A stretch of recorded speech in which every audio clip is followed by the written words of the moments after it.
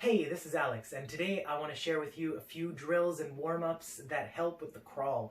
And this is not only good for the crawl, but also great for arm and upper body stability, shoulder mobility, upper spine flexibility, and also the synchronization of your entire body, being able to use your whole body as one.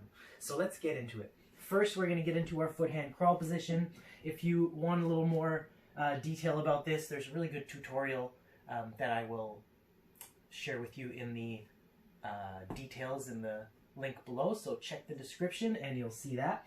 So we're going to get, our hands are about shoulder width apart, our feet are about hip width apart, and you can lift your knees off the ground with holding yourself up on the balls of your feet, or you can keep your knees down for this.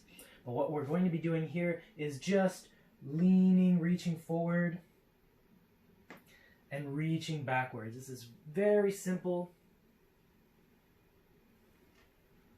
but it can make a big difference, especially for wrist flexibility. So if you have any issues in your wrist, this will help a lot. Just try not to put your weight on the heel of your palms. Try to distribute it evenly through your whole hand and spread your fingers as wide as you can for this.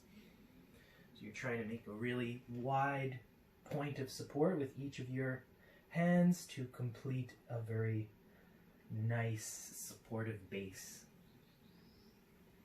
So a few times forward, a few times backwards, and we can, one thing we want to make sure is if you look at my elbows as I'm going back, they're kind of, I'm trying to keep my elbow pits pointed forward, or my elbow points pointed at my knees. So I don't want to be rocking back and letting my elbows point up as I rock back, and then rocking forward and letting them go there. Then I'm really not benefiting much in my shoulder, and I'm kind of disjointing my body a little bit.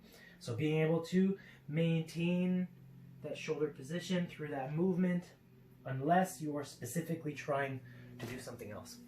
You can take a rest and give your hands a break, and if you're trying to do some mobilization of your wrists, you can do a lot of other things too.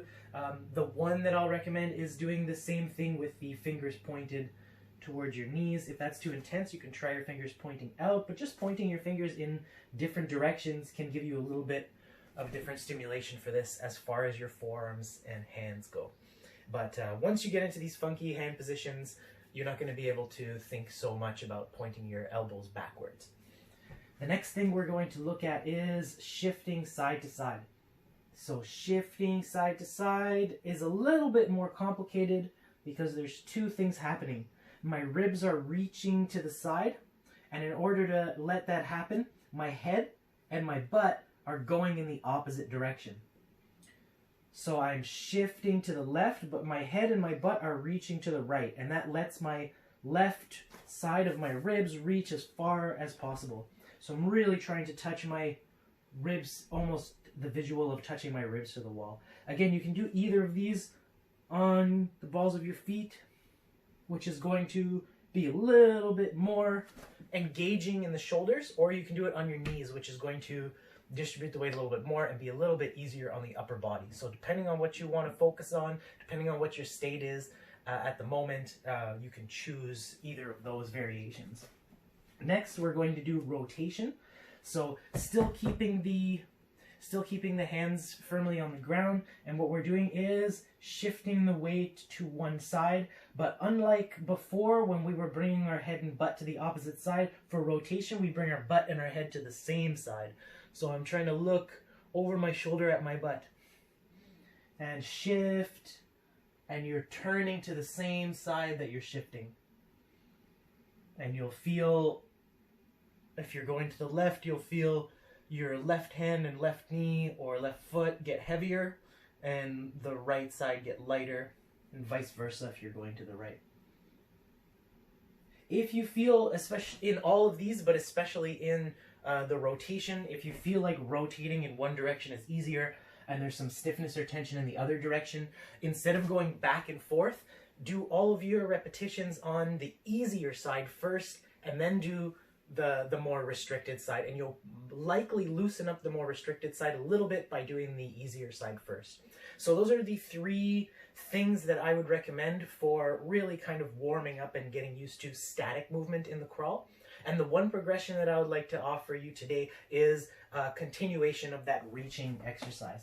So if I have a little something to reach for, like this little beanbag, I can throw it off and I'm going to reach forward. I'm shifting as far as I can, and then I'm going to lift my opposite arm and opposite leg so that I can grab that and bring it back. So if I don't lift my leg, then it's really hard to counterbalance for this reach. I can't get as far. Whereas if I lift that leg, I create more weight behind me and I can reach a little farther in front. So this again can be done on the knees. And this really develops the ability to do your contralateral pattern. Get your whole body moving as one. You don't need to have something to grab. You can just touch the ground if you want. But it's a little funner when you've got something to reach for. And again, make sure that you're not getting onto the heel of your palm like this, and that you're really gripping the ground. So you want to be receiving, holding the ground, not resisting, not pressing against the ground. You're not hitting it, you're holding it. So same thing you can do with your knee elevated, a little bit more challenging. And you can feel the integrity of that contralateral pattern when you're doing that exercise. Thank you for tuning in, and I'll see you next time. If you have any questions, let me know in the comments, and I'll do my best to answer. Take care, and I'll see you next time.